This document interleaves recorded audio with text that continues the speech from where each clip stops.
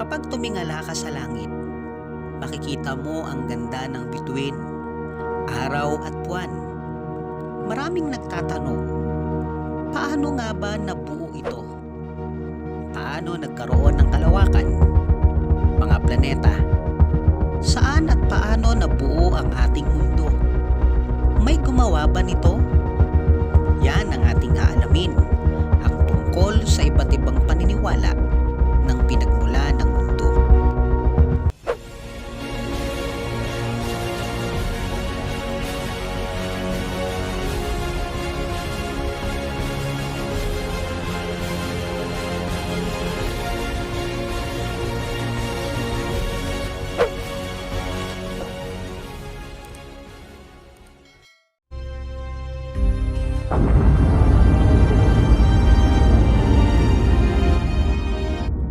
Big Bang Theory. Ang pagkakaalam ng ilan, ang Big Bang Theory ay isang malaking pagsabog at mula sa pagsabog, nakabuo ng mga planeta sa kalawakan. Pero ayon sa proponent nito na si George Lemaitre at iba pang mga astronomers, ang Big Bang Theory ay hindi pagsabog o explosion, kundi ito ay expansion.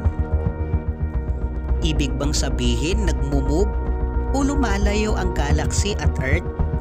Ayon sa kanya, hindi gumagalaw o nagmumove ang galaxy at ang mundo, kundi ang space sa pagitan ng galaxy at ng mundo. Halimbawa, yung dot sa balon, sa simula, maliit ang space hanggang sa lumalaki o nag-expand kapag nalalagyan ng hangin ng loob. Okay? Okay! Ayon din sa teoryang ito, ang ating universe ay nag-exist na bago pa lang mangyari ang Big Bang. Ang teorya ring ito ang isa sa pinaka-accepted dahil alam ng marami na ang universe ay unti-unting lumalayo sa isa't isa o nag-e-expand hanggang sa mabuo ang mga planeta sa kalawakan.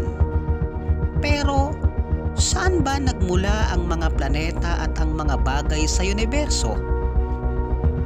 Ayon sa mga scientists, naniniwala na ang kalawakan at ang mga planeta ay may pinagmulan at tinatawag na singularity na usually matatagpuan sa black hole na nag-expand ng nag-expand hanggang sa naging mga planeta dahil sa energy.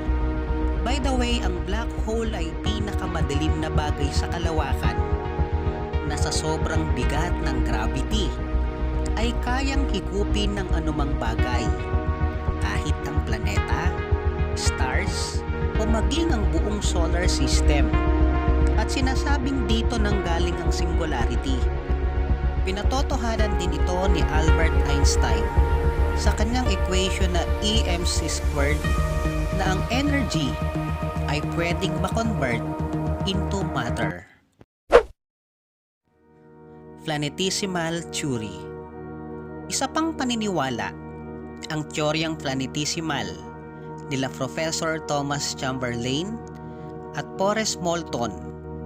Ang planetesimal ay fundamental building of blocks ng mga planeta na pinaniniwala ang ancestors ng mga asteroid at comets. At batay sa teorya, ang sistemang solar ay mula sa isang malaking bituin na sumabog ng mapalapit ito sa isa pang bituin. Ang isang kimpal na sumabog na bituin ay naging araw, samantalang ang ibang kimpal ay naging pamilya ng planeta ang bawat isa. Nagsama-sama at nagdikit-dikit ang mga kumpul-kumpol at maliliit na mga planetoid at naging mga planeta, kasama na ang ating daigdig. Nagmula ang mga planetoid sa mga natanggal na mga tipak na mga bagay-bagay sa sansinukob tulad ng mga bituin at kometa. Mabilis ding nagpaikot-ikot ang mga natutuklap na bahagi sa kalawakan, sanhi ng pwersang sentrifugal at naging mga planeta pagkatapos ng maraming panahon. Teoryang kondensasyon. Ang teoryang kondensasyon ay mula kay Robert Jastrow na ayon sa kanya, ang isang araw o bituin ay nagmula sa pamumuno ng mga masa ng hydrogen, gas, at ng atomic dust. Sa tagal nito sa kalawakan, bigla itong sumabog, nagkapira-piraso at napasama sa mga bagong namumuong araw at bituin. Ang mga tipak nito, nangyari ang prosesong ito ng paulit-ulit at maaaring ito rin ang naging mga planeta.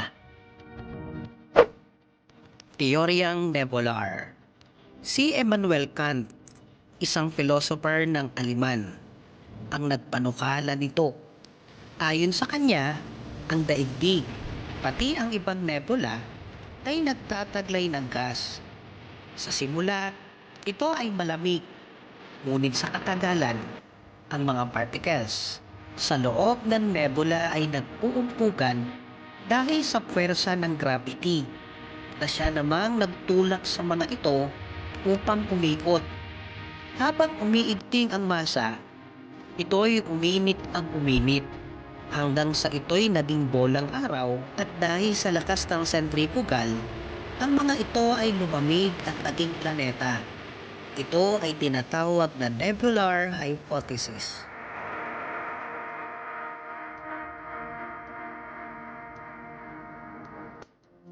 Ang mga teoryang ito ang isa sa mga sagot ng mga atheists o mga taong naniniwala na walang Diyos na gumawa sa mundo.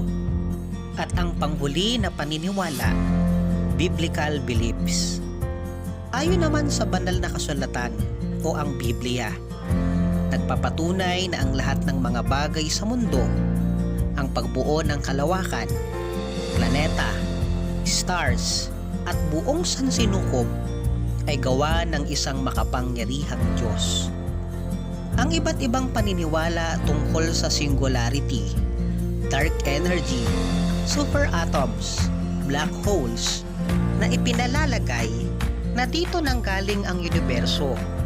Ngunit, naiiwan pa rin ang mga tanong na ito. Saan ito galing?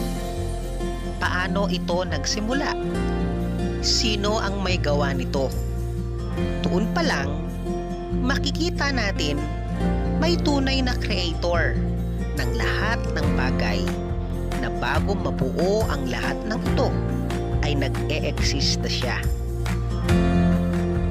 Kung ang lahat ng haka-haka, teorya, o mga pangyayari sa kalawakan ay isang aksidente lamang, bakit sakto ang pagkakalagay sa ating mundo na hindi malapit sa araw para hindi tayo masunog, hindi rin sobrang layo para hindi tayo manigas sa lamig? Sa mundo natin, kumpleto ang kailangan para mabuhay ang isang nilalang. Sakto din ang layo ng bawat planeta para hindi magbanggaan at sumabog ito. Ang perpektong pagkakagawa ng universo ay hindi isang kathang-isip, kundi totoong may gumawa nito. Sa katotohanan, napakaraming ebidensya na kahit di nakikita ang Diyos literally, ay nag-e-exist siya. Ang pagkilala tungkol sa kung may Diyos na lumikha ay di nakabase sa kasabihang to see is to believe, kundi to believe is to see.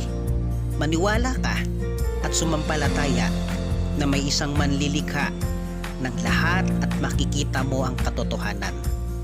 Sa ngayon, napakaraming tanong pa rin na di pa nasasagot tungkol sa mga bagay sa kalawakan at pangyayari sa universo na kahit pa ang mga matatalinong tao ay di kayang masagot, na nagpapatunay lamang na di kayang maabot ng rurok ng kaisipan ng tao ang walang hanggang kapangyarihan ng kataas-taasang Diyos. Hanggang dito na lang, kasoksay. Kung nagustuhan mo ang aking video, please like and subscribe at i-hit mo na rin ang notification bell para updated ka sa aking mga video. Dahil sa channel na ito, mapupuno ka ng kaalaman. Dito lang sa Soksay TV.